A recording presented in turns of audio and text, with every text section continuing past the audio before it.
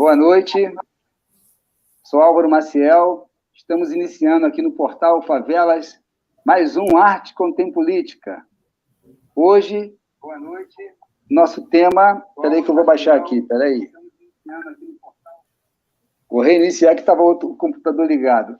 Boa noite, Álvaro Maciel, iniciando aqui no portal Favelas Arte Contém Política, um programa onde política se discute. Hoje com o tema Cidade, Territórios e Arte. Nós temos aí um histórico nada interessante, né, nada agradável, em que as políticas públicas construídas, né, nos governos progressistas de Lula e Dilma, de 2016 para cá, começa um processo de desmonte. E para agravar a situação, que falta dessas políticas causa, então, uma crise política e econômica. No meio dessa crise política e econômica, o Brasil, né, chega no Brasil a pandemia. Então, nós vivemos aí momentos cruéis em nossas vidas. E hoje nós temos a volta do Lula, né? Ele volta a poder concorrer, e isso cria uma expectativa positiva, né, de retorno, né, à esperança, ao Estado democrático, à reconstrução do Estado democrático, das políticas públicas. E como o Arte Contém Política fala de arte, nós vamos falar das políticas públicas para a arte e a cultura. Hoje presente a nossa querida Roberta Martins. Vamos lá, Roberta, dá uma boa noite para a gente.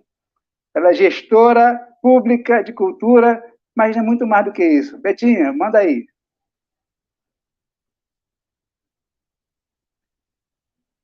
Tá sem som.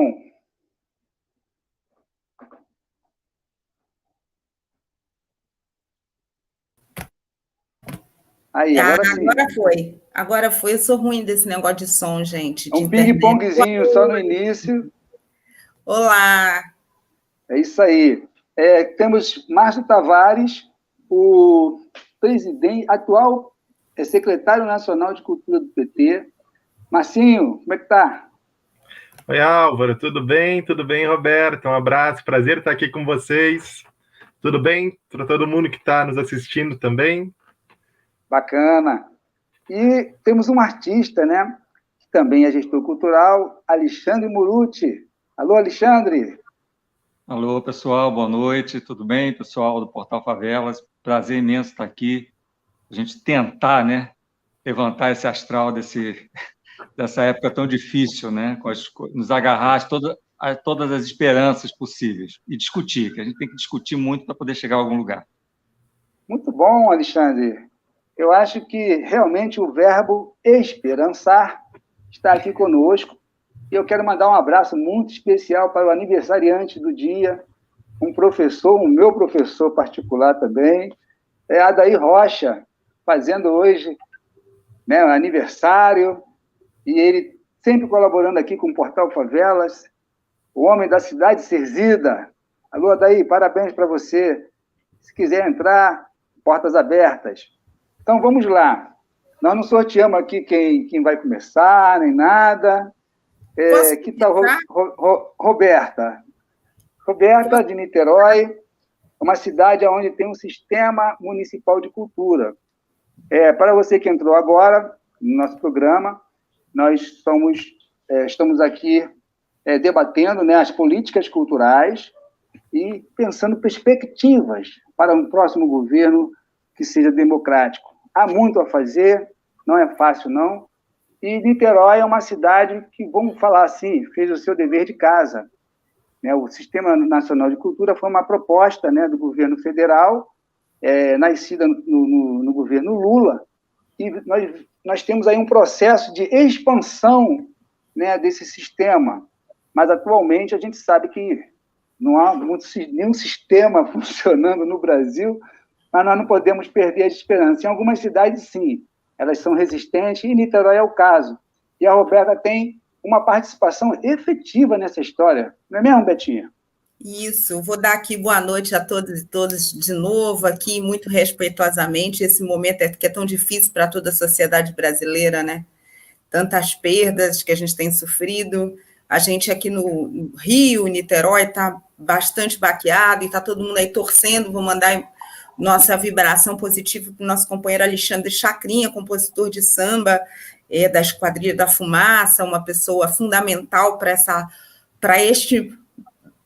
a lógica do Rio de Janeiro, né, do samba que é o evento da cidade, não como uma forma caricata, mas como vivência, como forma de explicá-la, né? Mandar um astral, ele está aí enfrentando a Covid e a gente está torcendo muito por ele, não podia deixar de falar isso, porque é muito importante a gente lembrar que os nossos estão nesse momento, né? E estou pedindo aqui meio que licença, porque vocês são doutores na história, né? Para chegar, além de serem gente fina, elegantes e sinceros, né, gente? Porque se tem gente elegante e sincera... completamente. Da cultura, não é? E eu acho que é importante, Álvaro, quando você coloca essa questão da cultura aí, da relação e da gestão, eu acho que a gestão de Niterói é uma gestão bastante exitosa. Ela teve a administração central da prefeitura, ela teve um olhar muito interessante para a cultura, mas isso tudo foi conquista, né? Conquista do movimento social, conquista dos gestores públicos que foram ali, passo a passo, garantindo e conquistando pedaços e quase como um jogo de xadrez, conquistando posições ou de gamão ou de dama, que a gente vê tanto aí nos tabuleiros, nas favelas, né? Para conseguir conquistar importância dentro de um governo que é um governo democrático, mas é um governo que, obviamente, como outros, teve que ser sensibilizado para a importância da cultura. E, principalmente, para que a cultura não fosse vista, encarada como algo que fosse luxo, que fosse supérfluo, mas que fosse necessidade. Acho que sempre foi uma motivação nossa, né? Porque a cultura é expressão, é manifestação, é significado de vida, né? Então, acho que essa é uma questão muito importante. Mesmo nas gestões, existe a necessidade da gente lutar pelo reconhecimento, lutar pelo pedaço do governo, e isso não é diferente lá em Niterói, mesmo sendo um governo democrático, né? Porque não é progressista, eu acho que progressista é uma boa palavra. Então, nesse sentido, eu acho que foi muita conquista, uma disputa no lugar da gestão, talvez essa seja a melhor palavra. A gente tinha um histórico muito grande de equipamentos culturais importantes, e aí, Alexandre, acho que um pouco dialogando com você, né, com grandes obras do Niemeyer, a gente tem lá um conjunto de prédios de culturais do Niemeyer, como o MAC de Niterói, mas também tem um maquinho que o Niemeyer concebeu e fez para que fosse colocado ali, instituído um lugar dentro da favela. Acho que, se eu não me engano, é o único prédio do Oscar Niemeyer que é dentro de uma favela, o único prédio de cultura do Niemeyer que é dentro de uma favela, mas eu não teria tanta certeza para afirmar, mas eu acho que sim.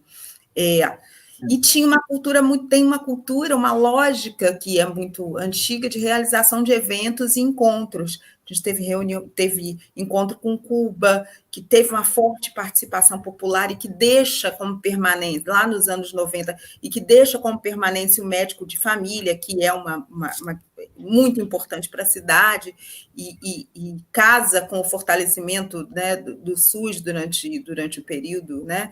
E a vinda do médico de família foi fundamental para a cidade, talvez seja uma das grandes conquistas aí civilizatórias, né, da cidade.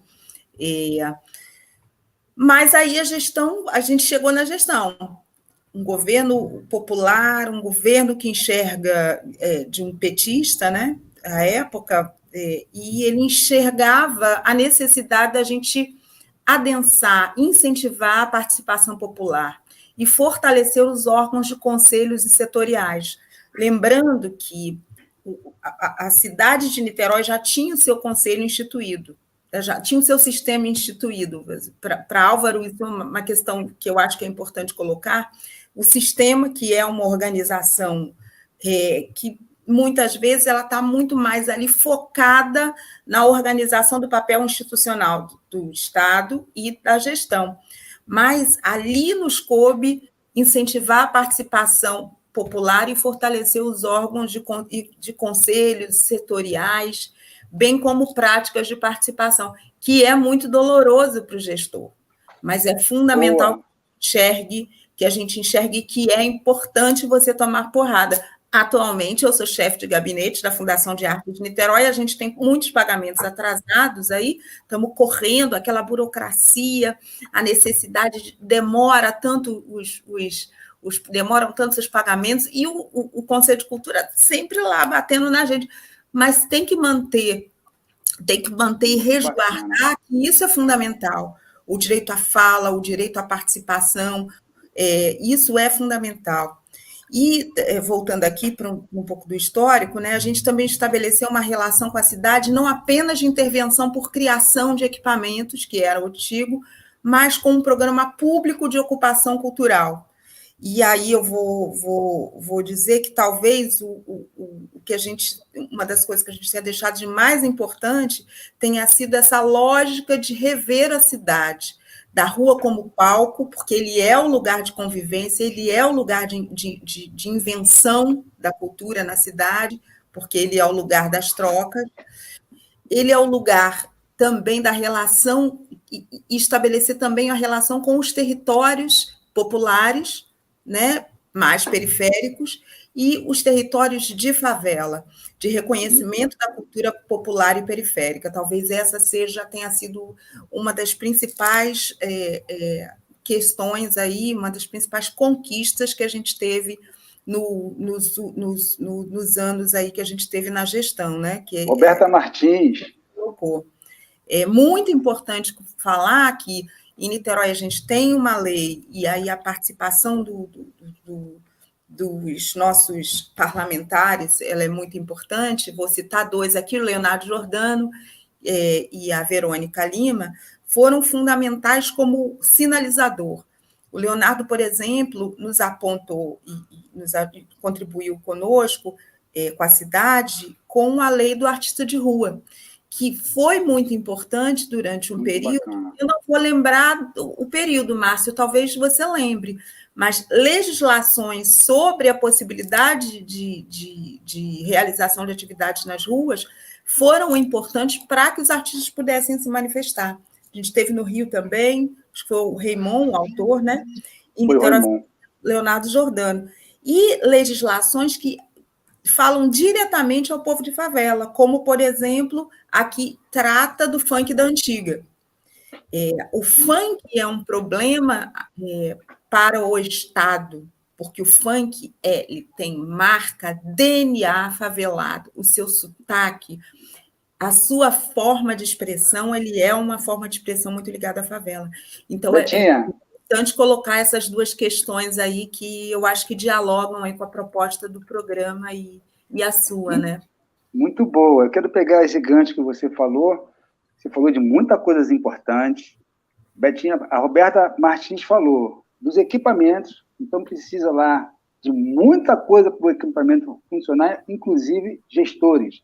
Falou da espinha dorsal, né, de um governo que é plural, né, com vários partidos trabalhando, e falou da participação social. A participação social de Niterói foi bastante diferente e decisiva para a implantação do sistema municipal de cultura lá.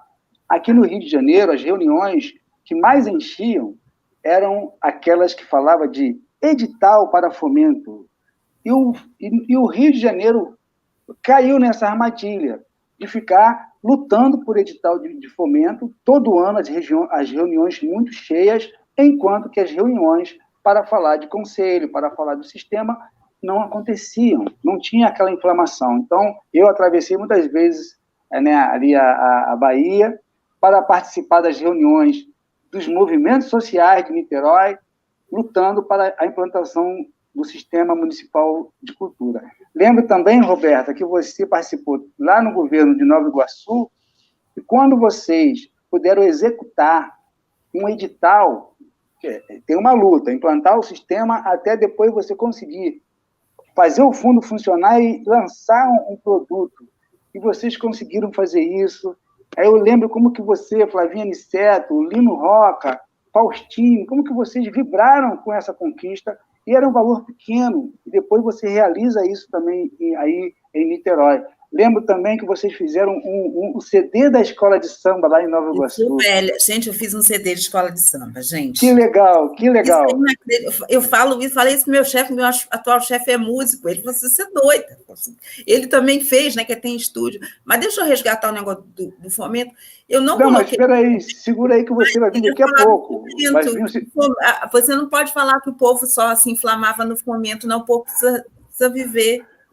Não, tá certo, mas estou falando da diferença, o balanço diferente, que aqui não avançou, até hoje no Rio de Janeiro não tem o seu sistema de cultura, e às vezes é um pequeno detalhe, eu falei assim, um pequeno detalhe, aqui as reuniões pelo fomento enchiam muito mais, mas lá não, enchia de fomento e enchia também para você fazer a política. Eu queria chamar o Márcio Tavares, né, como nós falamos sobre... a participação social, e a Roberta falou ali, ela já esteve do lado de cá, ela já esteve, né, fora do governo, ela estava na sociedade civil ali, martelando lá, pedindo as políticas públicas, e hoje ela tem essa sensibilidade de saber lidar com o Conselho de Cultura. Mas a pergunta é a seguinte: você, logicamente, na sua função, você está pensando lá o futuro, né, 2022, a construção de novas políticas públicas, e a gente está aqui falando do sistema de cultura, foi uma experiência. Nós estamos falando de coisa antiga ou o sistema ainda vai ser a bandeira do PT? Vamos lá, Márcio Tavares. Oi, Álvaro. Eu primeiro quero dizer que eu fico muito feliz de conversar contigo, porque o Álvaro é uma das pessoas que tem uma história de construção das políticas culturais, que a gente precisa valorizar muito, que hoje eu, nessa função de secretário nacional de cultura, sempre tenho no Álvaro não só um conselheiro, mas alguém que fica puxando o tempo todo, olha, tem que ter um olhar para os territórios, olhe para as favelas, o PT tem que estar de olho nisso. E é essa diversidade, essa capacidade da gente se ajudar coletivamente que faz a coisa andar e funcionar, e a gente construir políticas virtuosas, né, e fazer um ciclo renovado. E a Roberta é a mesma coisa, né? Só que a Roberta ainda é gestora, então ela ainda traz experiências muito valorosas do momento, a quente, para esse processo. E eu não acho que a gente está falando de coisa velha, a gente está falando de coisa muito atual e de coisa muito necessária. A bandeira do Sistema Nacional de Cultura, vejam, a gente chegou na pandemia e o Brasil inteiro se deu conta da importância do SUS e da importância de um sistema único de saúde que não existe um território hoje no Brasil que não tenha a presença de um agente de saúde. E nós precisamos construir essa mesma estrutura no âmbito da cultura. Vejam, a cultura, ela se constrói e se faz a partir dos territórios, a partir do local. O Estado, tem uma frase do Celso Furtado, que eu acho que quando ele assumiu o Ministério da Cultura, que ele diz: o Estado ele não produz cultura, ele é um agente de fomento, ele dá as condições para a sociedade produzir cultura e da cidadania fruir dos bens culturais. E a gente só vai conseguir fazer isso. E lembrando que a Constituição diz lá, a cultura é um direito, e de todo mundo. Aí só vai conseguir fazer com que isso seja efetivo no momento que a gente tiver um Sistema Nacional de Cultura que funcione. porque política cultural que é construída sem participação não funciona. Política cultural que não tem fomento, que não tem financiamento, ela não existe, porque ela é uma letra que está só no papel. E política cultural que não vislumbra o futuro, que não tem planejamento, que não constitui um plano, que todo mundo sabe para onde a gente está caminhando e referenda, também acaba não sendo efetiva, porque ela fica na intermitência. Então, um sistema nacional de cultura é fundamental. E os exemplos exitosos como Niterói e outros lugares onde ele se constituiu são muito importantes. E agora, nesse momento, a gente está na Câmara com o PL do sistema em discussão. A Benedita da Silva, inclusive, é a relatora na Comissão de Cultura do PL do Sistema Nacional do Sistema Nacional, e que nós estamos tentando fazer isso avançar, porque quando a gente voltar a governar, e nós vamos voltar a governar esse país com Lula, em 2023, a gente precisa já estar com pelo menos isso muito bem preparado para passar e fazer com que a gente tenha o sistema regulamentado e com uma fonte de financiamento garantida, porque senão a gente vai...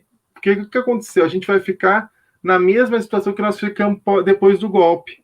A gente construiu uma série de políticas que acabaram sendo desarmadas pelos governos, porque a gente não conseguiu terminar o ciclo que nós iniciamos. Mas, claro, foi uma luta hercúlea. Não vamos dizer que entre 2013 e 2015 a gente praticamente tirou do zero toda uma arquitetura de políticas públicas no Brasil que não existiam. Então, né, a gente admite a insuficiência, mas também vamos valorizar o caminho que se percorreu. Mas eu acho que agora a gente tem a chance de iniciar a partir de um patamar não institucional, que a gente vai pegar terra arrasada, você sabe que não existe nem mais ministério nem nada, mas de uma estrutura legal que dê conta da gente encurtar o caminho do sistema é fundamental nisso. Então a gente está falando de coisa muito atual para qualquer política cultural que a gente vai desenvolver. Então essa vai ser a bandeira do programa do Lula, sim, a bandeira central, e que eu acho que vai ser muito mais fácil de ser compreendida depois da tragédia que nós estamos vivendo. Todo mundo sabe que agora que sistema é absolutamente necessário para que a gente tenha políticas exitosas. Bacana, Márcio. É isso aí. Eu não podia esperar outra resposta do meu secretário. A gente ralou muito, a gente rala muito ainda para que tenha esse sistema nacional de cultura. O que nós estamos falando? De políticas públicas de Estado. A diferença do Sistema Nacional de Cultura para outras coisas é o seguinte: o cara pode até acertar, o gestor pode acertar e fazer uma boa política, mas só que ninguém fica gestor para sempre, vem a eleição, muda a gestão, e o próximo gestor pode zerar tudo, porque nada ficou ali como lei, como política firme, continuada. Então, a vantagem do sistema é exatamente essa, e a gente quer também que tenha concurso público, né? Porque tendo o concurso público, o orçamento para pagamento do salário sai lá da área de planejamento. Quando você fica terceirizando tudo, sai da área do próprio orçamento da cultura. É diferente. Você vai, por exemplo, na escola, você vê lá, inspetor escolar, até as pessoas que trabalham no corredor, eles são especializados da educação. Você vai no hospital, idem, né? Tem do enfermeiro, tem do inspetor, recepcionista, tudo da saúde. E a cultura ainda não chegou nesse patamar. Mas a Roberta falou do Maquinho, e eu vi que os olhos do Alexandre Muruti brilharam. Mas antes disso, eu quero avisar aqui para os telespectadores que nós estamos no Arte Contempolítica, falando de políticas públicas para a cultura. Eu quero mandar um abraço para o nosso parceiro Atushi, do 247. Atushi esteve aqui, gente. Fez um programa maravilhoso com o Roberto Moreira, com o Itamar Silva, do Santa Marta, com o nosso Adair Rocha, no aniversariante de hoje, o Roda Multicêntrica. E foi um sucesso esse programa. foi assim uma satisfação, né? A gente aqui da favela receber tanta gente importante num programa só. Deixa eu até pegar aqui a lista do programa, para não esquecer, tem mais gente nesse programa. Espera aí.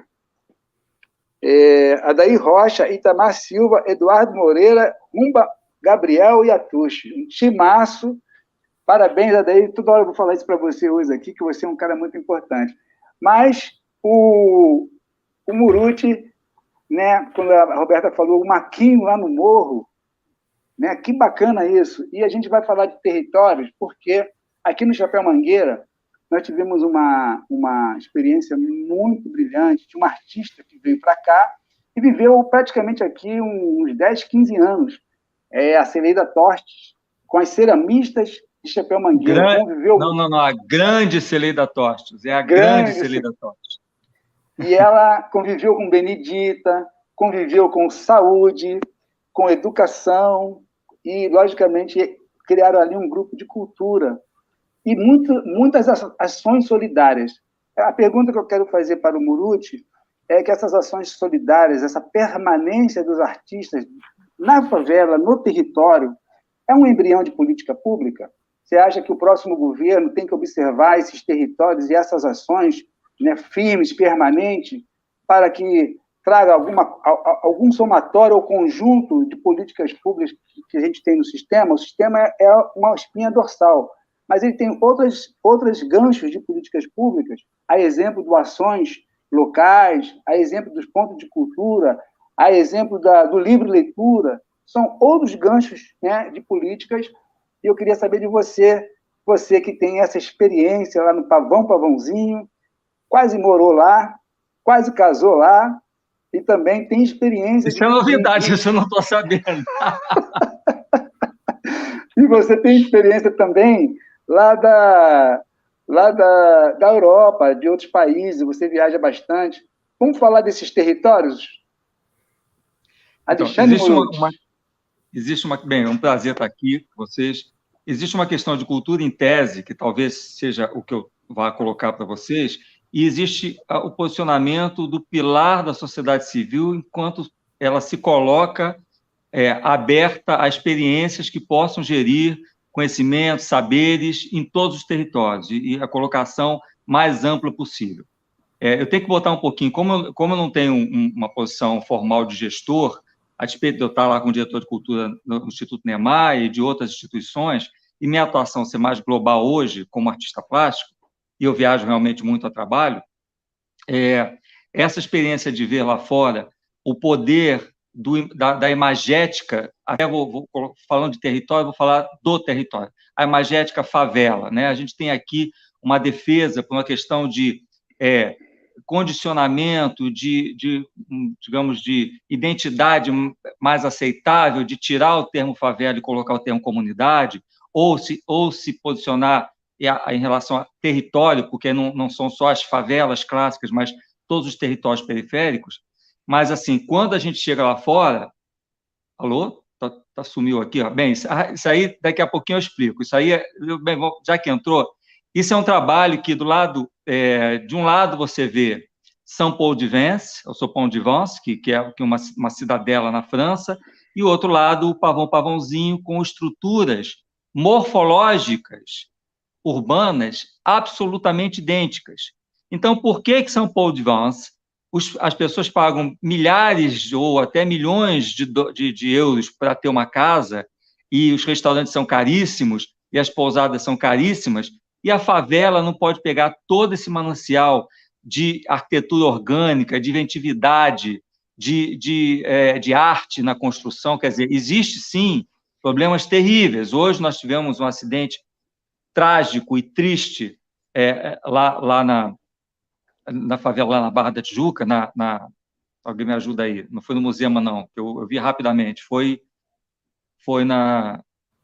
em Rio das Pedras. Rio das Pedras, desculpa, é porque eu cheguei na hora aqui para a entrevista, eu vi rapidamente, então foi Rio das Pedras, eu tinha olhado, achei que era Musema, que mostrava lá os prédios antigos. Então, assim, existe, sim, problemas estruturais, sociais e de questões, inclusive, de organograma social, né? Influência de poderes paralelos que dificultam tanto a vida das comunidades, mas existe um manancial de inventividade na construção das favelas, seja num olhar histórico, ou seja, um olhar contemporâneo, de uma inventividade absoluta e que é relegada ao segundo plano e que, às vezes, naquele período áureo, né, das políticas do Lula, ou daquele movimento do Brasil em primeiro plano, como tínhamos pré os grandes eventos, em que a gente conseguiu, de certa forma, apaziguar determinados territórios e eles se fortaleceram, eles se equiparam, né, fizeram equipamentos e que trouxeram turismo, trouxeram cultura, trouxeram experiências de economia criativa que eram muito mais intensas e respondiam muito mais aos anseios daquelas comunidades. Mas aí, voltando à situação que eu falei, quando você chega lá fora, a comunidade é uma palavra que todo mundo tem, agora a favela é do Brasil, é um componente simbólico, é um componente histórico-simbólico que traz na cabeça de muitas pessoas, a despeito da violência que infelizmente nós exportamos em relação à favela, mas traz simplesmente imagens de situações idílicas, né?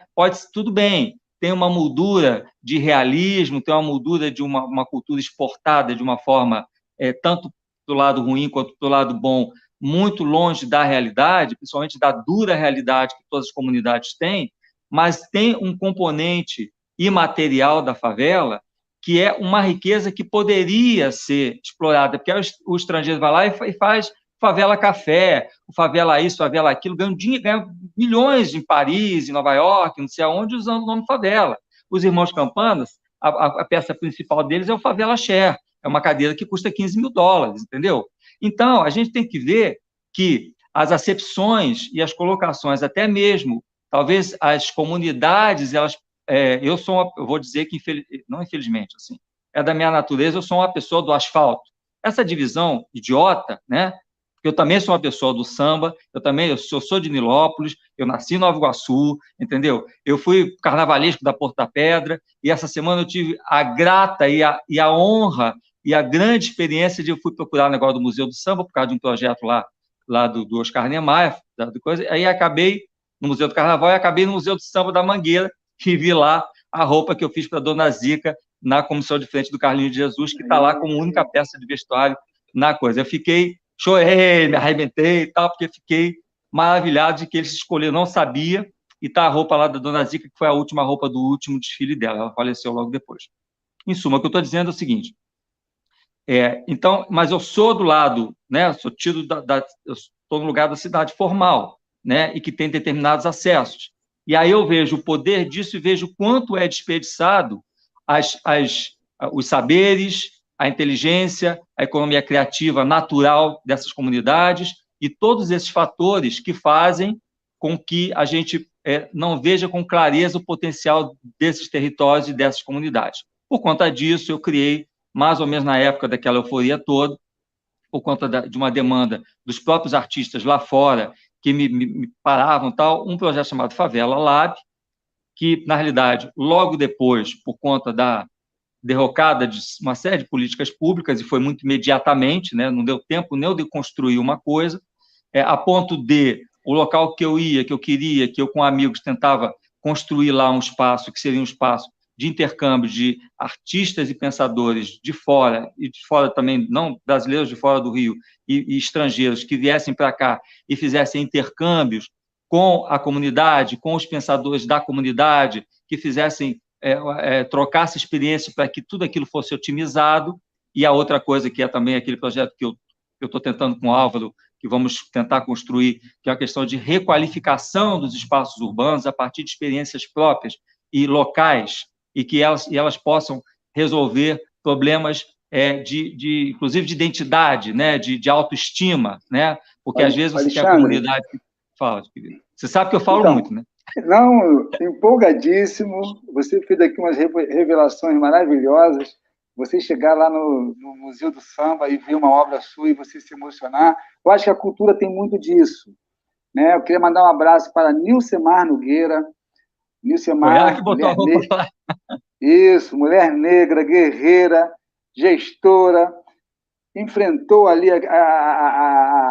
naquela época para invadir um prédio, e naquele prédio ela instalou o Museu do Samba, que na época não era Museu do Samba, era Centro Cultural Cartola, depois virou Pontão, e depois virou então, definitivamente, o Museu do Samba. E o Nilcemar também foi muito importante na luta para transformar o samba, né? O samba ser conhecido como patrimônio nacional da cultura. Eu acho isso muito legal, e isso muda, né, a relação com as políticas públicas. Então, eu queria, daqui a pouco, Alexandre, você vai falar, então, sobre essa requalificação ou qualificação dos territórios através de arte e cultura. Eu acho isso muito importante. Eu quero te fazer um convite aqui, ao vivo e a cores. Venha para a Babilônia, venha trabalhar conosco. Mas já está marcado, está marcado. Tá legal. Já. O meu filho, Álvaro Maciel Júnior, agora ele está lá na França, mas ele deixou aqui um legado muito, muito, muito, que deixa saudade de todos nós. Ele trouxe para cá a residência artística em favela. Nós temos um hostel aqui, não um hostel assim, tal, mas um lugar que dá para dormir, tem as acomodações. E quando nós fizemos a terceira ocupação de favela aqui na Babilônia, ocupação artística, foi com residência.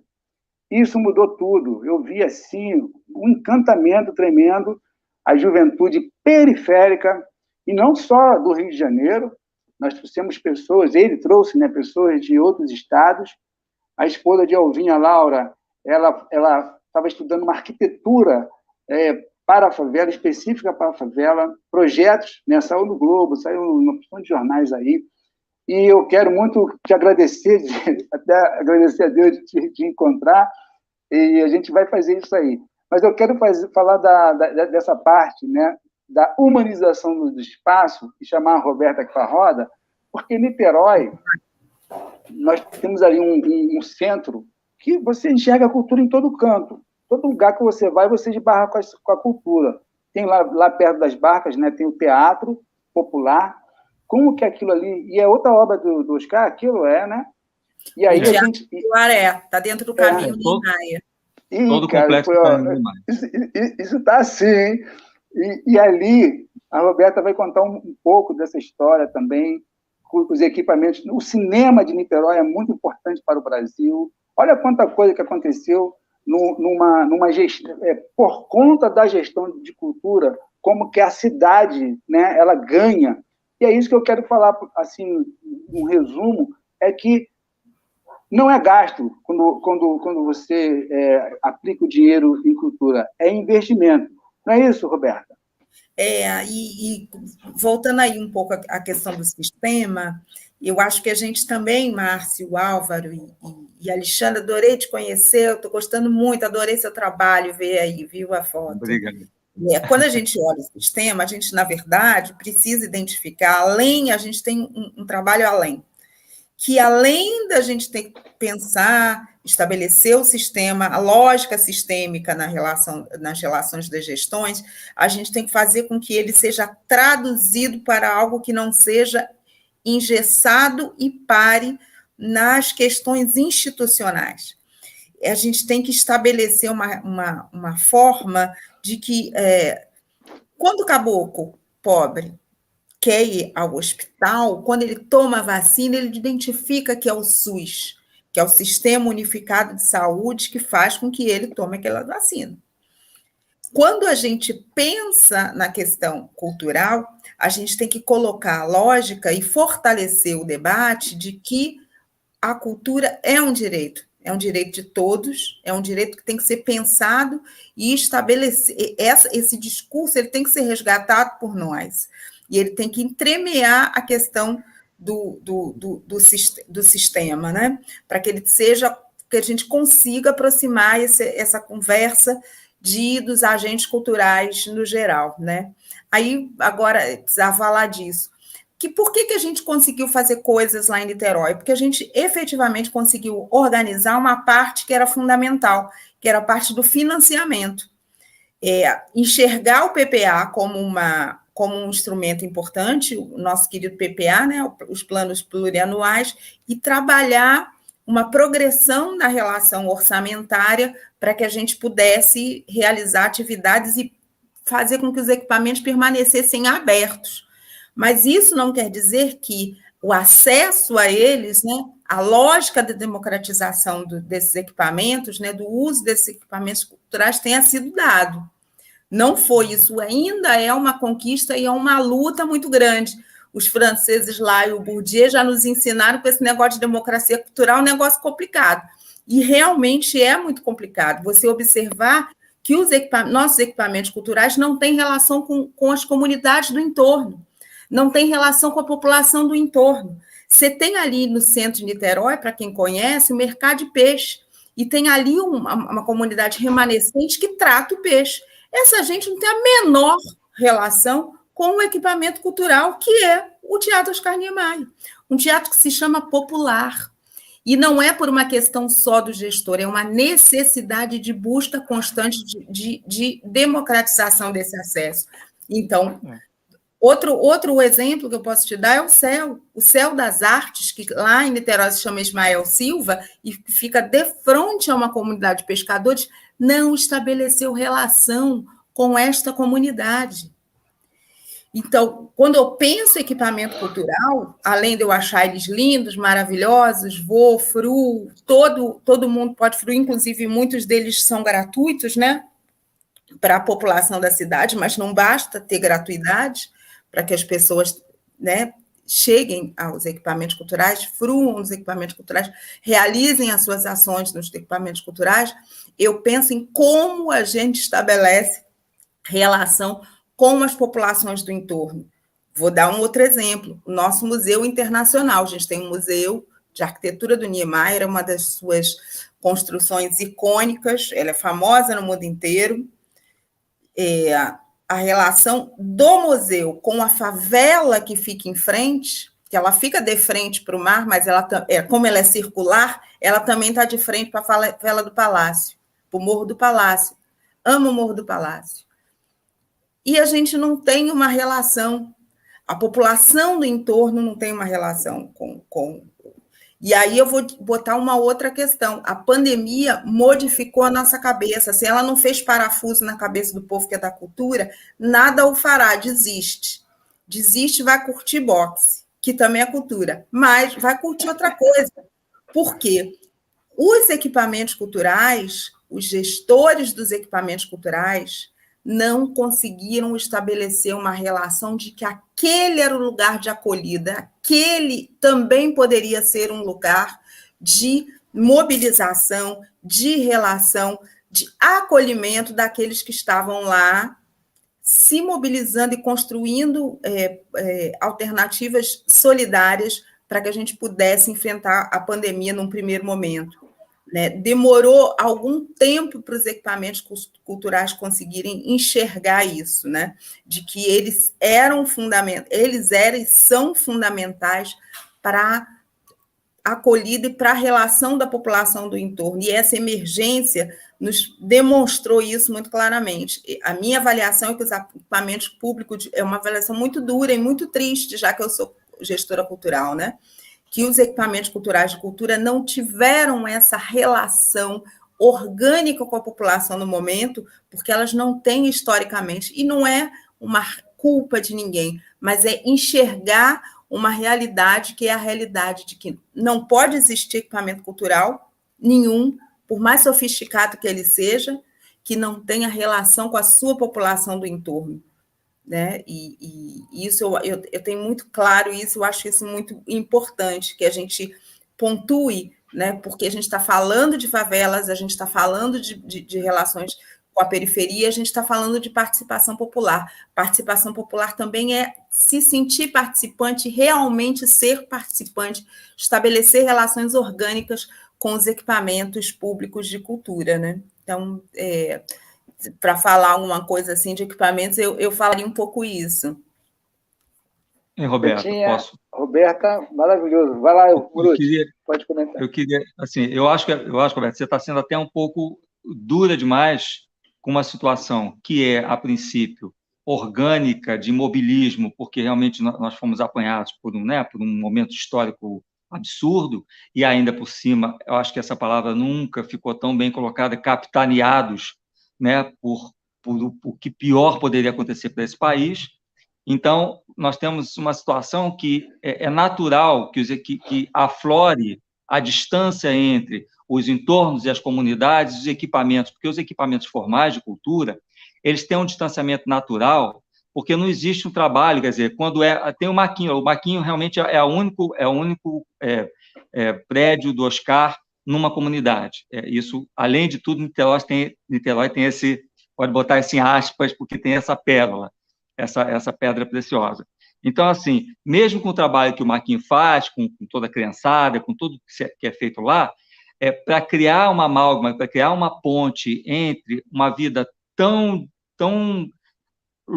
distante de uma plenitude que se possa absorver a cultura, ter tempo para a cultura, né? Ter um espaço dentro dessa vida dura que todo mundo tem, para poder absorver até aquilo que está de graça do lado da porta, precisa haver um entendimento, aí sim, não é a culpa deste momento, desse mobilismo desse momento, mas é um trabalho de longo prazo, em que as portas têm que estar abertas e dizer, essa casa é sua, entre, participe, chore, se emocione, entendeu? Reclame, diga que está ruim, diga que não gostou, mas venha, entendeu? E se isso não acontecer, se os gestores não prestarem atenção que isso é a forma principal de que, em algumas gerações, esse país vai virar um país com plenitude, com democratização dos direitos a todos, porque isso nasce a partir do momento que uma criança de 8 anos, de 10 anos, entra no museu e acha que aquele museu é a casa dela.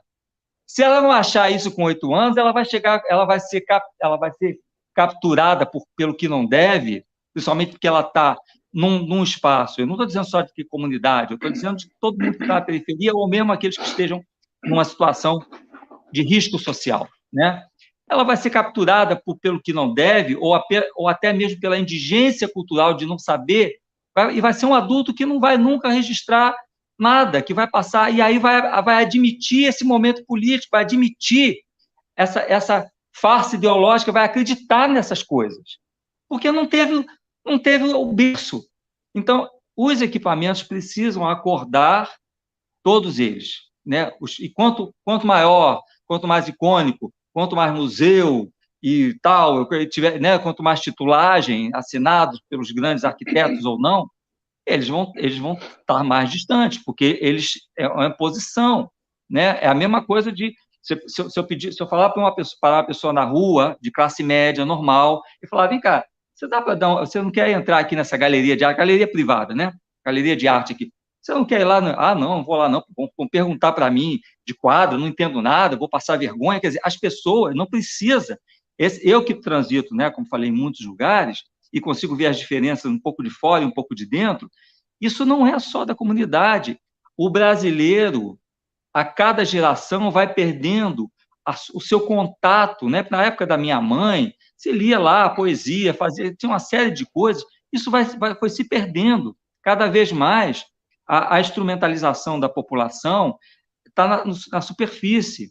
Se fosse uma superfície apenas técnica, né? Tudo bem, todo mundo técnico e virando como se fossem os asiáticos, virando um país técnico, né? Que todo mundo sabe fazer muito bem aquilo, mas nem isso, nem nada, entendeu? Então, aquela possibilidade lúdica de se entender a vida a partir de coisas e detalhes e informações plenas, né? A nível humanístico, vai se perdendo a cada momento. Então, esse mobilismo não é de agora, e você não precisa ficar preocupada de que foi algo assim. Isso simplesmente está aflorando um processo longo que não é de agora, é quase que o processo quase que republicano todo, né? Porque, felizmente, é isso. Assim, eu falei demais, depois não, tá bom, rapaz. Olha só, já estamos no avançar da hora. O programa está tão bacana que a gente não sentiu passar, né? Já está aqui, já estamos nos finalmente, mas tem um assunto muito importante que eu quero chamar o Márcio para a roda, que, assim como a Roberta colocou e o Alexandre reforçou, vivemos um momento realmente difícil para todo mundo, mas vocês já ouviram essa frase, que a cultura foi a primeira que parou e será a última a retornar à sua normalidade. Um setor cultural muito castigado. Nós tivemos, então, a edição, né, da lei Aldir Blanc, né? E ela teve seu período, teve a sua importância, e a gente ficou assim querendo mais, porque tinha muita rigidez na sua aplicação, né? A parte de prestação de contas, etc. e tal, e acabou que ficaram suplentes que poderiam ser pagos, e aí teve que voltar para o Congresso para conversar tudo novamente. E hoje nós temos aí a Lei Paulo Gustavo. E o Márcio, eu tenho visto a sua luta, Márcio, né, em torno dessa lei, seu empenho, você viajando estados. Explica para a gente o que é isso, o que vocês querem, então, com a Lei Paulo Gustavo. Nós que estamos falando aqui, né, de um socorro ao setor artístico. Como é que é isso? Como é que você está mobilizando? Explica para a gente o que realmente é essa Lei Paulo Gustavo. Então, Álvaro, eu vou puxar um pouco aqui os comentários da Roberta e do Alexandre, pode. E vou chegar lá na Paulo Gustavo. Você sabe legal. Que eu fui diretor de museus e patrimônio da Secretaria de Cultura do Rio Grande do Sul em 2012 e 2014. O Rio Grande do Sul é um estado que tem um legado positivista, então tem muita instituição, que o positivista adorava fundar a instituição. Então só a secretaria já era mais de 30. E no centro de Porto Alegre, na Praça da Alfândega, tem 3 museus lá. 2 são do Estado e um privado, gerido pelo Banco Santander.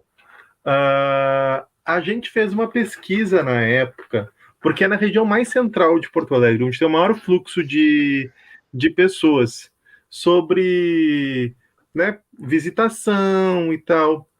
O Santander tem um é o Marques, o Museu de Arte do Rio Grande do Sul, o outro era o Santander Cultural, e o do meio é o Memorial do Rio Grande do Sul. E tem uma coisa que eu nunca saiu da minha cabeça sobre acessibilidade e receptibilidade das instituições. As pessoas achavam que o Memorial do Rio Grande do Sul era o museu mais aberto para elas, por um único dado, porque as portas eram abertas, porque era o único museu que não tinha ar-condicionado. A deficiência virou ganho, né? Exatamente. Os outros 2 não podiam abrir as portas, porque eles tinham um equipamento que o outro não tinha. Só que as pessoas, como eram prédios históricos, muito imponentes, muito aquela coisa toda, elas ficavam meio receosas, né? Aquela porta fechada para entrar ali e tal. Então, tem pequenas coisas, às vezes, que a gente detecta a respeito desses equipamentos e a relação com o entorno, que fazem toda a diferença, porque o Alexandre tem toda a razão. A gente tem um histórico de desvalorização desses espaços de conhecimento e de elitização, de uma ideologização que não é elitização, é uma ideologização de que aqueles espaços são para alguns e de que aquele repertório é um repertório para alguns. E isso eu acho um dos principais problemas e um dos grandes temas que a gente vai precisar trabalhar, que é o tema da circularidade do repertório, porque as pessoas têm que ter o direito de se ver representadas nesses espaços, e também tem que ter o direito de acessar coisas que a dita elite também acessa, direito de acessar a ópera, direito de acessar de adquirir esse repertório desde cedo. Essa circulação da riqueza cultural e da diversidade cultural é aí que mora o verdadeiro tema da democratização. E a gente vai conseguir, eu acho, fazer isso, e o Alexandre trouxe aqui as imagens sobre as favelas. Eu acho que a partir de uma política que entenda a integração urbanismo, cultura, segurança, e que isso entre num universo num novo universo, numa nova forma de pensar a lógica da nossa convivência urbana. Inclusive, tem um ex-secretário de Cultura lá de Medellín, Na época que eu estava lá no Rio Grande do Sul, eu fui muito a Medellín, porque a gente estava tentando aprender muita coisa com eles. E ele dizia o seguinte, olha, a gente tem que entrar na lógica da convivência, não é na lógica da segurança.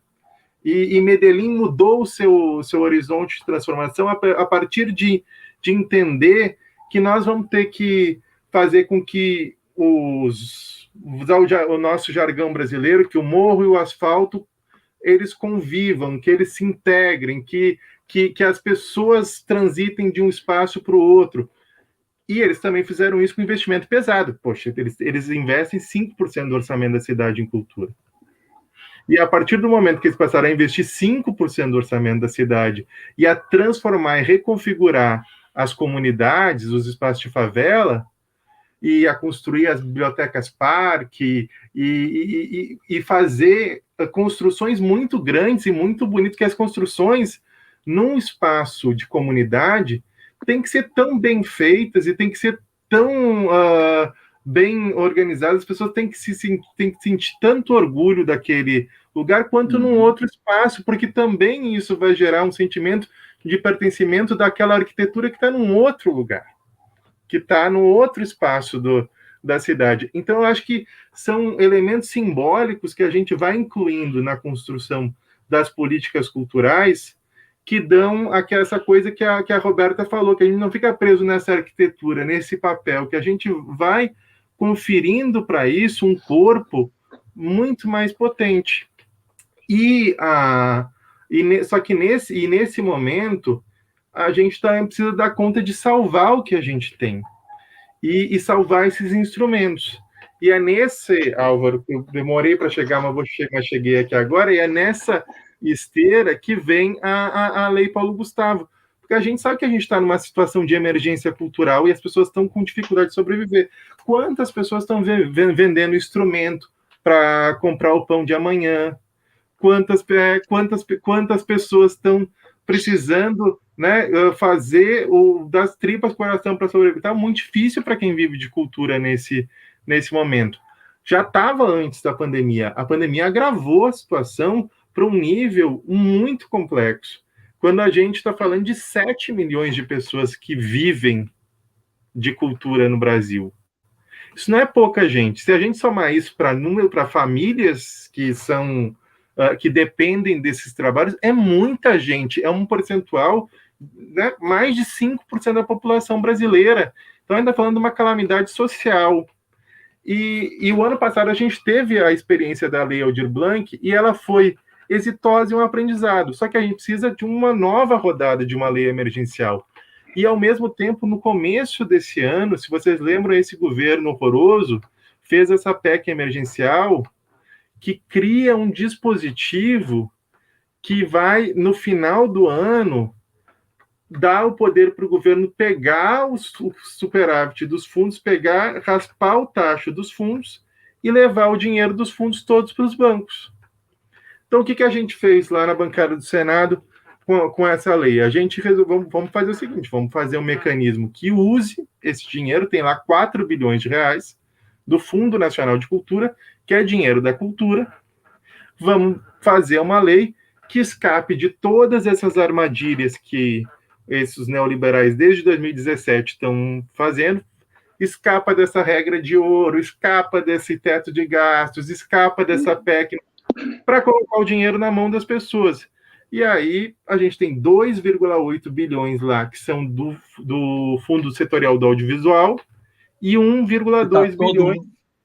E que, desculpe, Márcio, e que está tudo parado, está se destruindo todos os 20 anos de conquistas. Eu sou do cinema também, sou diretor de arte, né? Assim, as pessoas, muitos morreram, eu perdi muitos amigos do cinema, né? E assim, o Paulo Gustavo tá à frente, o nome dele com toda razão de ser, e parabéns a todos que fizeram e titularam ele, porque ele foi uma pessoa muito solidária, além do grande artista que era, e também Niterói, que rapidamente colocou ele onde deveria ser, esse país que não se homenageia ninguém, né? Então, assim, e está tirando dinheiro, coisa com um monte de produção devendo e parada no meio, porque eu tinha coisas que pararam no meio da produção, entendeu? E essas pessoas não têm como sobreviver de forma nenhuma, porque um cara que é técnico de cinema, dependendo da área, ele não tem aplicação em lugar nenhum, porque a não ser que vá para as 3 emissoras que empregam, mas as 3 emissoras também pararam, então elas estão botando todo mundo na rua. Desculpa eu ter feito essa coisa, porque a situação do cinema pertinente. como todo mundo, é dática. É isso, entendeu? A gente tinha criado uma política muito exitosa para o audiovisual. Poxa, que orgulho que a gente vem vindo do número de cinemas, de obras premiadas do cinema, da visualização das séries. O número de cineastas negros que surgiram dessa nova geração, as obras cinematográficas. Chegou nosso aniversariante do dia aí, o Adair. Os cineastas das regiões metropolitanas, poxa, há filmes de plásticos, de contagem, fazendo aquelas coisas maravilhosas. Tudo isso é obra de uma política pública que foi muito bem construída. E eles vinham usando a estratégia de, a gente não pode acabar porque é lei. Então a gente faz o quê? A gente não aplica o dinheiro. Então agora a gente vai lá, pega o dinheiro e dá para os estados e os municípios fazerem a política do audiovisual. Esse dinheiro da Condecine é do audiovisual, tem que ser usado no audiovisual. Então, essa é uma parte da lei. E a outra pega... não é do governo, né? É taxa que saiu do cinema. Não Exatamente. É do governo. Não é rubrica do governo. É dinheiro que saiu da produção de cinema, das taxas que as mídias pagam. E é um dinheiro que se você não aplica na cultura, eles vão entregar para os bancos para fazer rolagem de dívida. E tem uma coisa que eu aprendi, eu estou aprendendo tanto fazendo essa lei, que, além de tudo, simplesmente não cria mais dívida para alegria, por exemplo, de alguns comentaristas da imprensa que falam, perfil da dívida isso, perfil da dívida aquilo. Na verdade, esse dinheiro ir para a mão da cultura ou ir para essa rolagem de dívida que eles vão fazer é tudo a mesma coisa e, na verdade, melhora o perfil da dívida se ele for aplicado onde ele deve ser aplicado na área de cultura. Então, até nisso, o projeto ajuda. Então, ele é muito exitoso. Eu tenho muito orgulho de ter participado da construção desse projeto, sabe? Porque ele é uma coisa que vai ficar um legado para o futuro, porque, além de tudo, não vai permitir mais o contingenciamento do FNC para o futuro. Então, quando a gente voltar a governar, o recurso anual vai estar garantido. Então, essa armadilha que eles criaram para acabar com o recurso que a gente tem, garantido a duras penas, a gente vai salvar nesse projeto. E é por isso que a gente tem insistido muito na criação dos comitês locais, que a gente só vai conseguir aprovar num Congresso que majoritariamente não é progressista, mas que também não é bolsonarista, haja vista que a gente conseguiu derrubar aquele veto por 420-12 da Lei Aldir Blanc, então é possível a gente aprovar essa lei se a gente conseguir fazer pressão de baixo para cima, se a gente conseguir organizar a comunidade cultural e mostrar para os parlamentares, para os senadores e para os deputados que a comunidade cultural abraçou esse projeto e quer que ele seja aprovado. Então é preciso que a gente tenha comitês muito amplos, no Rio de Janeiro, que a gente tenha comitês de favelas, comitês de todas as redes formadas. Márcio, essa capilaridade tem que ser buscada, tá? Porque ela não está clara para a comunidade, tá? Só vou lhe avisar que precisa de um trabalho, não sei qual é de base, aonde que é feito, para que a gente saiba que tem que botar o bloco na rua agora e tem que botar e lutar agora. Olha, eu só tenho a agradecer a vocês, Márcio, Roberta, Muruti. Que futebol que foi só de toquinho, fazendo gol. Né? A gente saiu muito, né? E ficou parecendo mesmo que a gente está junto há muito tempo. O programa assim foi suave e temas importantíssimos. Nós falamos aqui da horizontalidade, né? Das políticas públicas feitas ao lado e com a sociedade civil. Nós falamos aqui de políticas públicas perenes, de Estado para a cultura. E o Márcio, agora no final, falou uma coisa muito, muito bacana, mas muitas pessoas não conhecem isso. as armadilhas, né, dessa nova onda política aí super conservadora, neoliberal, que aproveita as brechas da lei não para a favor do povo, mas para retirar direitos do povo. E nós estamos aqui, eu estou muito satisfeito, né? A gente está na hora das considerações finais, e nós chegamos ao final com o nosso mestre, né? Adair Rocha, que sempre, em todas as conversas, em todas as rodas, ele tem uma frase que é memorável: política pública tem que ser pública. Então, política pública tem que ser pública no seu processo, né, de construção. Adair Rocha, estou muito orgulhoso, Adair, de você ter vindo, de ter aceitado o convite de comemorar aqui o seu aniversário. Isso é um orgulho para a nossa TV Portal Favelas. Nós estamos sendo transmitidos agora para o Portal Favela, mas vai passar também lá no Portal, lá no 247, com a Tuxi, e lá na GGN, né, com o nosso amigo, o Nassif. Vamos lá, Daí. Você ouviu alguma coisa aí? Você claro. Chegou a participar? Quer dizer, antes, boa noite e um grande abraço mesmo. Eu quero começar pela nossa querida Roberta, tá? E o Atush, quer dizer, já estou chamando o Atush de Atush, né? E Márcio, Álvaro, quer dizer, claro que eu entro agora e faço as considerações iniciais e finais assim rapidamente, né?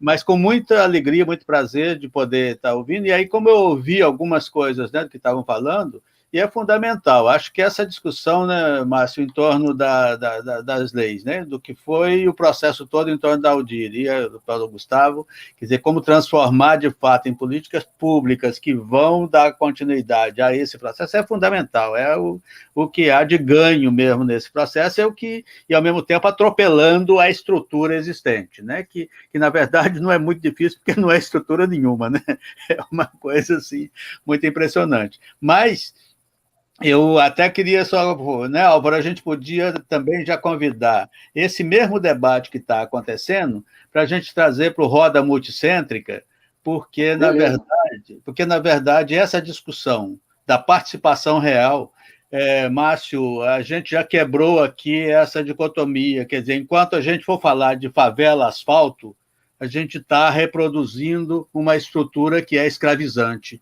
e que o imaginário já produziu dessa forma. Então, a gente está trabalhando com a multicentralidade da cidade, né? E aí, por isso, nós criamos, inclusive, na TV Portal, a Roda Multicêntrica, né? Que certamente vai abrir, né? Eu quero já aqui me comprometer publicamente aqui com vocês, para que esse debate possa vir para a Roda, para que, de fato, cada lugar da cidade que tem a sua centralidade e o que é a partir, né, das próprias favelas e dos próprios territórios, que essa multiplicidade, inclusive, existente da cidade e de cada favela, ela possa ser parte da construção dessa política pública que está sendo aqui colocada com tanta propriedade. Então, era um pouco essa consideração e depois algo para a gente, né, já convidar vocês para entrar nesse processo, desse debate, que é essa construção comum, né? É esse processo que o governo Lula, que, né, os mandatos Gil e Juca, e os mandatos, né, conseguiram ampliar, né? Por isso é que eles estão sendo assim destruídos né, com essa forma tão maluca, né? Professor? Oi.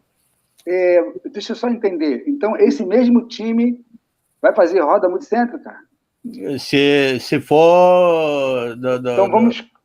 Se o convite for aceito, vamos fazer. Quem aceita, levanta aí. Quem aceita aí? Eu aceito. Então, vamos cantar parabéns, Roberta. Eu queria agradecer aí ao nosso Edu, ou Dudu do Chapéu Mangueira, que está aqui fazendo o cerimonial. Parabéns, Dudu. Queria agradecer ao Tais, ao Reinaldo, Mariana, Rumba, Neide Jane, Ruth Salles, enfim, a toda a família da TV Portal Favelas. E agradecer a você também, a Daí, a Márcio, ao Muruti, Roberta Martins. E vamos cantar parabéns, gente. Vamos cantar. Parabéns para você. Aê! Muito obrigado, pessoal. Valeu. Valeu, galera. Parabéns, Adair. Parabéns. Felicidade e muita saúde. Felicidade. Valeu. Obrigado. Tchau, pessoal. E coragem para frente, né? Coragem para frente. Que cada território de favela seja um território de afeto, que a gente promova o afeto, que a gente promova essas relações que precisam ser reconstruídas. A cultura é fundamental nesse momento. A Daí, você sempre inspirou a gente aí a pensar nisso, hein?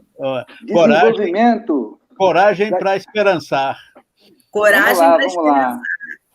Valeu, galera. Abração. Muito obrigado pelo convite. Ótimo. Valeu, Márcio. Muito obrigado. Abraço a cada um. Márcio, Roberta e eu. Alexandre. Alexandre.